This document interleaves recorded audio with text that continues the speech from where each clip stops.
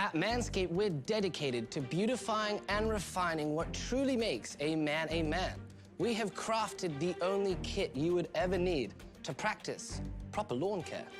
When it comes to regions left neglected for far too long, we give you the Lawn Mower 2.0. A trimmer powerful enough to cut through any unruly shrubbery with abandon.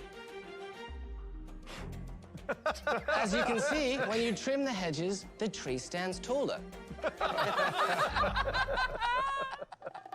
Besides trimming and shaping the hedges, the first rule of manscaping is wash thy bits. And there's no better way than with our specially formulated hygiene bundle.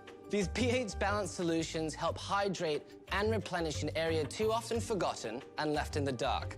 They're tough on funk and chafe whilst being delicate on your delicates. So, who here would like to help us refine the gentleman? Charles wants to be a demo. Charles wants a demo. Yeah. Perfect packages for your perfect packages. You need to show Charles how it works. Thank you. Of course. Lori? Thank you. Just to be clear, it's not for the area here, it's just for the area... Correct. It's below the waist grooming and hygiene. The plow. Oh my God. Absolutely. Wait a minute. We have really crafted the only kit you would ever need to literally get started from a manscaping position. So wait, all of America and the world wants to know, Charles, do you manscape? Not a day in my life. So how did you get into this? Well, one night, I was having some drinks with my friends. We started talking about manscaping horror stories where maybe we were getting ready for dates and it didn't work out because we were using the wrong tools for the job. Every man is manscaping. Nobody knows what they're doing. Josh, how many percentage of men are manscaping down there? Back in 2008, it was about 6%. Today, it's 73%. 73%? So there's been a dramatic increase. What caused that? Millennial metrosexual movement of men wanting to take care of themselves. What's your background? I graduated college in 2010. I spent the last 5 to 6 years in digital agencies and in a startup environment, learning more SEO and the ins and outs of e-commerce. After having that night, or faithful night with my friends, I brought the insights to my pops. After we dove into the market, found out it was a $3 billion industry, he introduced me to chemists and engineers, and that's when we started working on the first 8 items of our perfect package. So y'all are father and son? Yes. Yes, we are. So you used to have hair that good? Sadly, yes. Okay. Josh, why did you go to your pops? My pops is my idol. He's a very successful businessman. That's awesome. I wouldn't be where I am without him. Okay, guys, Great. let's focus on the task at hand. $7.1 million valuation. That's a lot of hair down there. They got a deal. Oh, that was so much fun, man. I'm aware of that brand. You are okay. I'm not a card carrying member of Manscaped, but I have seen their stuff, and Right. It's interesting. I mean, yeah, that's very cool. And Charles Barkley being on the show, come on. Yeah. Come It was on. good stuff. I'm glad I found that one. I mean, it obviously I had to skip around to make sure we're not over our time on our sharing of that, copyright broadcast. And we're going to do a critique here, which is what allows it to be fair use. And it's important, obviously those father-son duo had very good pitch, I would say. And really, funny, brought in some humor. The English accents, it's hard to beat. Really nice, crisp. Yeah, when they were like they're from California, I was like, yeah. did California just like fall off the continent? Yeah. And like swim down south? Yeah. But no, apparently not. I did, let's see. I mean, lots of things to talk about. I did want to, obviously, I focused in on Mr. Wonderful. He's always bringing things back to business. He did point out, and I have to agree, that he didn't say there's nothing proprietary, about the products. So it does come down to a marketing play. And like he said, margins. They have a really hard time getting their margins, which I think is only $7. Okay. That is super not unheard of. I mean, I know that business brings in millions and millions of dollars per year, but customer acquisition, marketing, I'm sure they're selling most of their stuff through Amazon, unless they're doing some sort of like Shave club kind of thing or subscription. Yeah, where they're doing like a monthly subscription or like a quarterly subscription or something like that. But yeah, Amazon will eat you up and take your profits from you. Right. Yeah, I think it was interesting. I would love to share more on that episode. Lori comes in with sort of this brand new perspective. Obviously, has a huge, QVC online shopping, and then the women, right? This concept of actually marketing it to, girlfriends, wives, whatever, significant others that may need that. Want to recommend it for their husband, boyfriend. Yeah. Hey, I got a question for you, JD. Do you ever look for your face razor and can't find it, only to discover that your significant other has taken it and used it herself? No, because I use really cheap. See, that's what I got. Costco disposables, dude. I got so many nice ones that like my significant other will take and use and leave in hotel rooms, and Good for you. That's why you're so clean shaven. Maybe I need to step it up in my razor game. But I do know my electric razor, which I never use because I get hung up on. I can't use it either. It just chews me up. And so she is the user of that. But of course, it sits on my side. Yeah. But it is what it is. Yeah, I've just hung in with the very cheapest of the cheap, and I love it. Consistent. Just the 2-blade, or even like a single blade. Nice. You just scraping hair off your face. Oh, yeah. A little skin with it. Yeah, that's all right. So trademark side, so patents. Let's talk trademarks. They have a ton of trademark registrations at the USPTO. It is obscene. Lots and lots and lots of trademark applications. To me, 5 would be a lot. More than 5? Yeah. Let me actually. So I can pull up and give you a definitive answer how many trademark applications they have or registrations. Hyperlink or something. I could pull up the hyperlink and show off what you're looking at. Yeah. Can I share my screen?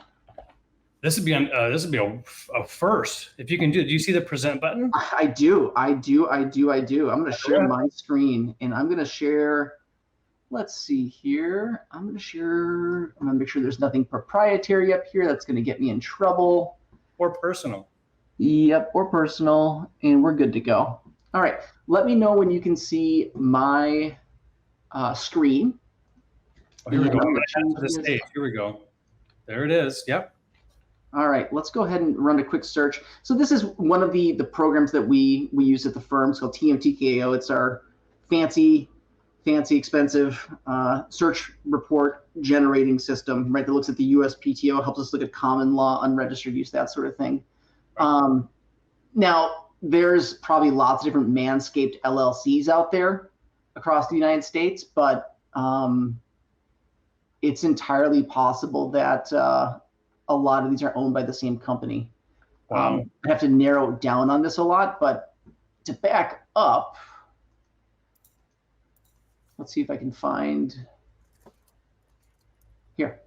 There are a lot of Manscaped applications and registrations at the USPTO. I would imagine many of these are owned by our company, Manscaped LLC. In order for me to search this, I probably have to look up Manscaped and then look up their address, right? Or at least their attorney of record for most of these to discover how many they have. But you can see they have a lot of Manscaped registrations and applications. So why would you, just scroll back up for a second. So just that simple typed, why would someone have multiple registered marks for the same word? Really, really good question, right? It's because they're going to be in multiple classes at the USPTO. So we talked about those 45 classes of goods and services. Yep. And I can already tell that they have a good trademark attorney because right off the bat, I see a class 35 application, which is going to be for an online marketplace or online retail store services. That's one that gets missed more often than it should. Now, why they have multiple different applications in the same class, maybe their business has changed over the years and they want to expand kind of that scope of services that they're doing. Maybe they're doing club services, right? Where they're offering like monthly or quarterly, pricing and services. That's why they do it. But you can see, they're electric hair trimmers, right? Now they're in body sprays. Looks like they expanded into nail clippers and things like that, apparel. And then one other thing over here is we see is that they have hair salon services. So what's cool about the USPTO is that if you are a super internet sleuth and you want to know kind of what's coming down the road from one of your favorite companies, you can go search that company's LLC name or corporation name at the USPTO, and you might happen upon a more recent trademark application. So for example, this application right here, if we kind of scroll down, it looks like it was filed on June 29th, 2022. Yep. And it's going to be for hair salon services. So Manscaped has ambitions, at least on paper, to open its own salons.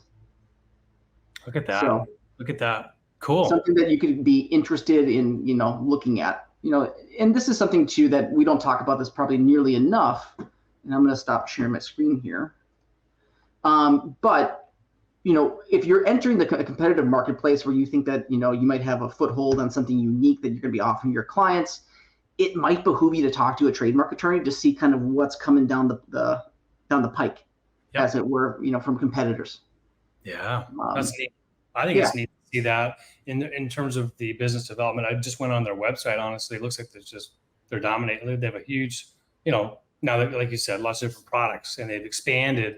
You kind of chart and see as a company grows. Yep. Particularly, you can see that, gosh, they probably would never foresee being in a salon, right? Right. But, at some point, right, you keep expanding your products, and then you're like, where do we go from here, right? And then somebody knocks on your door and says, I'd like to open up a Manscaped, salon, and someone goes, that's a great idea. Let's do it. Yep. So very cool. super cool. It's a great name from a branding perspective, in my opinion. I've been doing this now for 14 years, filed something like 1,600 trademarks.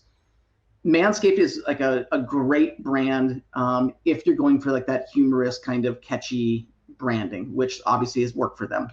Obviously, like it plays on landscape, right? But it uses this the similar sounding word man. There's some overlap in terms of their sound from lawn, man, and then makes a new word, Manscaped. And so it's easily suggestive in terms of like looking at that. If you told me like you got a product's called Manscaped, I know exactly what that is. I don't even have to look at the website, right? You don't have to tell me. I can just instantly kind of know what that's going to be. It is smart. They've got some really funny stuff. And in that clip, they're not joking. They do have a registered mark for Lawn Mower, right? So Lawn Mower is registered for the clipper that's made for, trimming down there, right? Yeah. Obviously not mowing a grass lawn. So it's really kind of tongue-in-cheek, funny thing, but unique. No one I saw there's a couple other names out there that are not very PC, but pretty funny. Pretty funny. Exactly. Yeah. This is a family show, so we're not going to go there. But no, you can use your imagination. yes, you can. There as well. Yeah. Very good.